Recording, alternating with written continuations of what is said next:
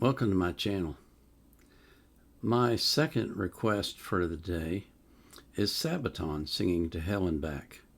This is the first time that I've reacted to Sabaton, although I have reacted to a song by Tommy Johansson, and I don't remember the other fellow's name off the top of my head. I think that was just a couple days ago that we did that. But this is Sabaton, To Hell and Back. Before we get into that, though, I want to thank you for supporting me and for the wonderful requests that you make that are so... I get introduced to new groups all the time, new individuals, new songs, and I really, really enjoy that. It's like the greatest fun in the world doing this. It really is. And it's because of you, so I have to thank you for it. I also want to remind you that I always put the artist links in the description of my videos so that you can support them as well. And I put the link to the request form so that you can request reactions if you want to. I do not take requests from the comments. So if you want me to react to something, go ahead and go to the description of my video and click on the link for the form and fill it out. So this is Sabaton singing To Hell and Back. I've been told by some of my viewers or people on my channel have commented, and sorry, I need to read something to you. The requester wrote this: I put this in because I think you would appreciate it, unless you really hate power metal, but the subject matter should be interesting. And I've been told that Sabaton does a lot of songs on history. So it's going to be interesting to see this.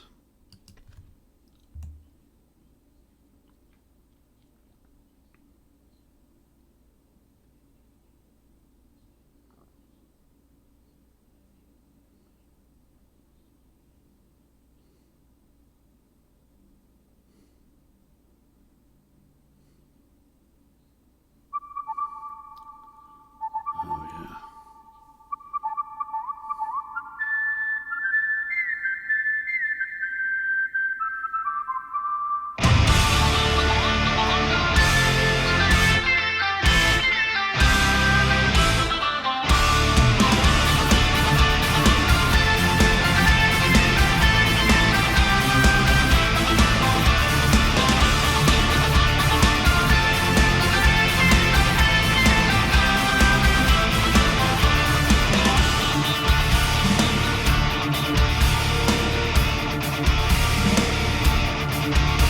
A short man from Texas, a man of the wild, thrown into combat where bodies lie piled.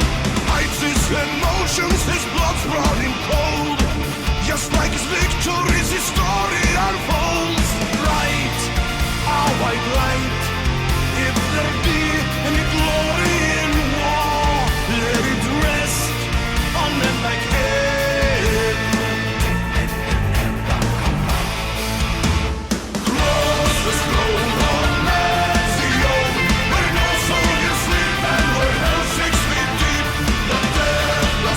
There's no debate, so charge and attack, going to hell and back.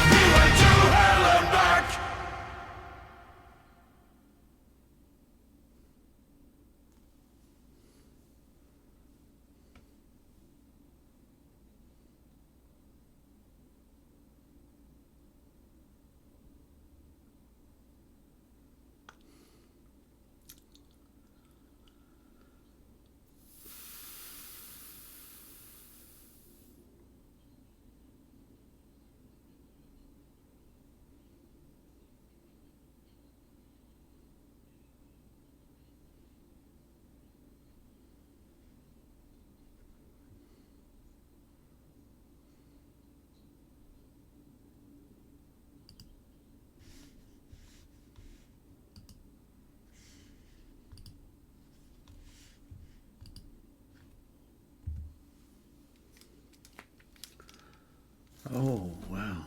Okay. I wasn't expecting that.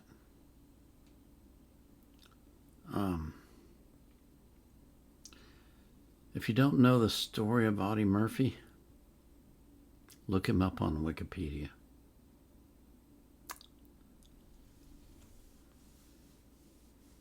Yeah, he became a movie star, and he struggled with alcoholism most of his adult life.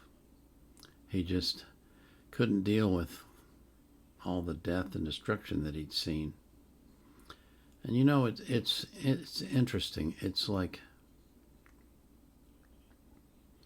about a third of the people who go to war suffer from PTSD. Why the other 2/3 do not is an unknown. It's just some people just handle it, and they don't have PTSD at all.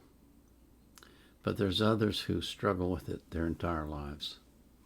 If you don't know what PTSD is, let me tell you a little story about a woman that I met who served in Iraq. She was not in the military. She drove a semi to carry supplies from one location to another.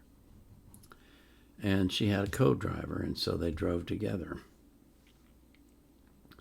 And on one of their runs, an RPG was fired at their truck, and it hit the driver, and of course just exploded him into a million pieces. And she was in the passenger seat, and she got covered with everything you get covered with as someone's body explodes on you. And when she came back to the States, she was really struggling because she could no longer drive a truck. Because every time she got in the cab and started up the engine, it brought back all those memories of that horrible incident. That's what PTSD is. It's triggered by one of your five senses that was affected by the incident or incidents. Some people have more than one incident that affects them. But it's triggered by something that affects your senses. All five, or one or two or three or four. And immediately takes you back in your head to that time when that occurred. And it's possible to overcome PTSD, but you have to know how to do it. And what I shared with this girl was, when she was in Iraq, she was driving a white truck at night. White is a brand of truck. So I told her, number one, tell your boss you do not ever want to drive a white truck. Number two, tell him that you cannot drive at night right now. And number three, play music that you really, really enjoy, that you like a lot. Play that in the truck every time you drive it. And eventually, your mind will replace the horrible memories with the pleasant memories of the music that you're listening to. And then you'll be able to return to your normal life. But some people can't even do that. They just can't. They can't seem to overcome it. And, no one knows why one person is affected by it and another person is not. And it's certainly not something to be embarrassed about or ashamed about, because it's a normal defense mechanism of the human body to shut down the emotional systems when you're in a traumatic situation. And then when you later get out of it, if you hear something, or you smell something, or you taste something, or you touch something, or you see something that reminds you of that, it can bring up all those memories that are all stored in the brain. It can bring them up, and it can be terrifying. It can be really terrifying. And Audie, bless his heart, he was, I think, the most decorated U.S. soldier in the history of the Army. You only have to read about his exploits to realize the guy, he just, I'm not going to say he had no fear, but he certainly overcame his fears when he was in combat.